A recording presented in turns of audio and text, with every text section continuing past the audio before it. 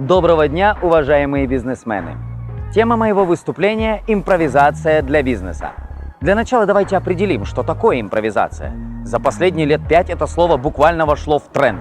Мы слышали о джазовых импровизациях, знаем шоу импровизации на ТНТ, и даже психологи заговорили о ее целебных свойствах. Но определение импровизации существует только для сферы искусства. Итак, импровизация – это создание художественного произведения в момент его исполнения. Но при чем здесь бизнес, спросите вы?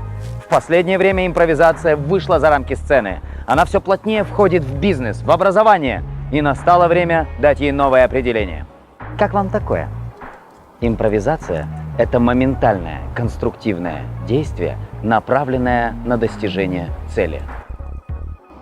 Я связан с импровизацией более 20 лет.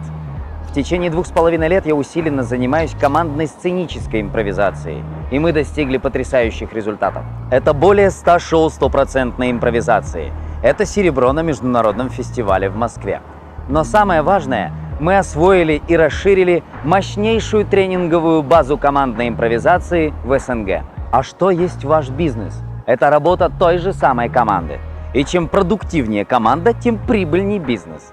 А давайте так, я перечислю принципы, которые прокачивает командная импровизация, а вы поставите галочку, если этот принцип связан с вашим бизнесом. Принцип win-win – взаимовыгодное сотрудничество как с клиентом, так и внутри компании.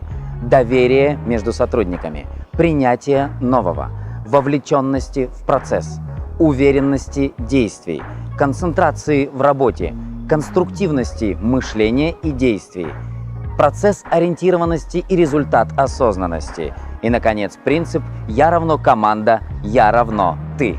Сколько галочек получилось? Именно поэтому компания PepsiCo регулярно проводит подобные тренинги для сотрудников всех уровней.